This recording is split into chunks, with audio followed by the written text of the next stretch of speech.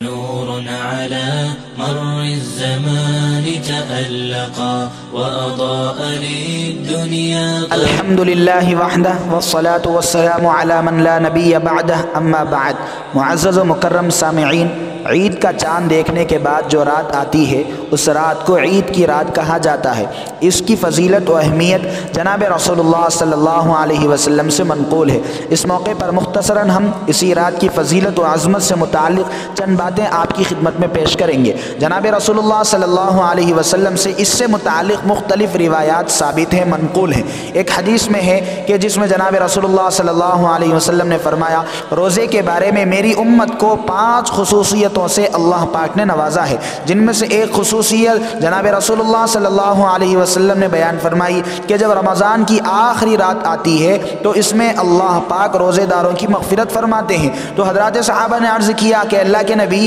کیا وہ آخری رات شب مغفرت، شب قدر ہوگی؟ تو جناب رسول اللہ صلی اللہ علیہ وسلم نے فرمایا نہیں، بلکہ دستور یہ ہے کہ جب مزدور مزدوری پوری کر لیتا ہے تو اسے اجرت دی جاتی ہے، اسے نوازا جاتا ہے. یہ بات جناب رسول اللہ صلی اللہ علیہ وسلم سے منقول ہے. گویا کہ عید کی رات مزدوری دیے جانے والی رات ہے کہ جس میں اللہ کے بندے 1 مہینے تک جو اللہ کی رضا اور اس کی خوشنودی حاصل کرنے کے لیے روزے جیسے اہم فریضے کی تکمیل کرتے ہیں، اور روزے کو اللہ کی بارگاہ میں قابل قبول بنانے کے لیے اور بھی دیگر احکامات و تعلیمات کی رعایت کرتے ہوئے اس عمل کو انجام دیتے ہیں. اسی طرح سے دوسری روایت میں جناب رسول اللہ صلی اللہ علیہ وسلم سے منقول ہے کہ فَإِذَا كَانَتْ لَيْلَةُ الْفِطْرِ سُمِّيَتْ تِلْكَ اللَّيْلَةُ لَيْلَةُ الْجَائِزَةِ، کہ جب عید الفطر کی رات آتی ہے اس رات کا نام آسمانوں میں لیلۃ الجائزہ یعنی انعام کی رات رکھا جاتا ہے. یعنی اس رات میں اللہ پاک بندوں کو انعام عطا کرتے ہیں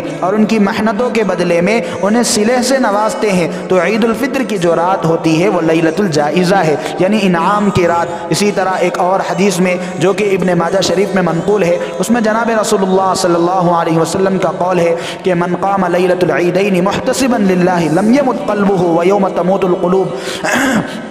کہ جو کوئی بندہ اللہ کی رضا اور خوشنودی کے لیے ثواب حاصل کرنے کے لیے عیدین کی راتوں میں جاگتا ہے، عبادت کرتا ہے، چاہے وہ عید الفطر کی رات ہو یا عید الاضحیٰ کی رات ہو، تو دونوں راتوں میں عبادت کرتا ہے، اللہ پاک اس کے دل کو اس دن مردہ نہیں کریں گے جس دن لوگوں کے دل مردہ ہو جائیں گے. اللہ پاک قیامت کی ہولناکیوں سے، قیامت کی سختیوں سے، اس دن کی وحشت سے اس بندے کی حفاظت کرے گا جو عید کی رات میں عبادت کا اہتمام کرتا ہے. اسی طرح امام شافعی رحمۃ اللہ علیہ فرماتے ہیں کہ ہم تک یہ بات پہنچی ہے کہ 5 راتیں ایسی ہیں جس میں اللہ پاک بندوں کی دعاؤں کو اور دنوں کے مقابلے میں زیادہ قبول فرماتے ہیں. ان میں سے ایک رات عید الفطر کی بھی رات ہے. تو بہرحال یہ چند باتیں، چند گزارشات جناب رسول اللہ صلی اللہ علیہ وسلم کی ہم نے آپ کی خدمت میں رکھی ہے کہ عید کی جو رات ہوتی ہے وہ بھی عظمتوں والی رات ہوتی ہے، اور اس رات کو اللہ تبارک و تعالیٰ کو یاد کرنا اور اللہ تبارک و تعالیٰ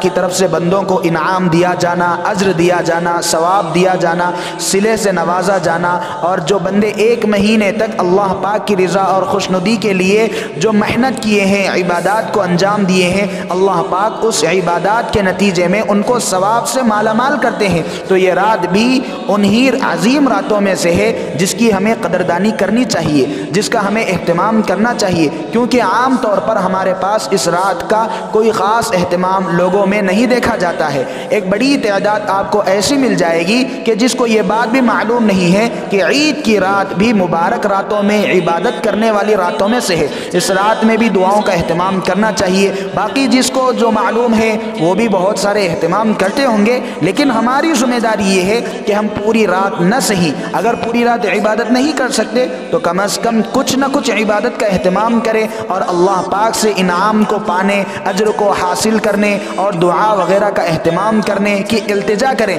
اللہ پاک ہمارے رمضان میں کی گئی تمام عباداتوں کو قبول کریں گے اور اجر و ثواب سے بھی نوازیں گے. تو بہرحال یہ رات بھی قدردانی کی رات ہے، لیکن اکثر لوگ اپنی مصروفیات میں غفلت وغیرہ، کام کاج اور گھومنے پھرنے میں اس رات کو گزار دیتے ہیں. حالانکہ اس رات کا تقاضا یہ ہے کہ کچھ نہ کچھ، تھوڑی بہت تو بھی عبادات کا اہتمام کرے، خاص کر دعا کا اہتمام کرے. اللہ سے دعا ہے کہ اللہ پاک ہم کو اس رات کی قدردانی کرنے کرنے کی توفیق عطا فرمائے اور رمضان کی تمام تر برکتوں، رحمتوں، نوازشوں سے ہم سب کو مالا مال فرمائے، آمین۔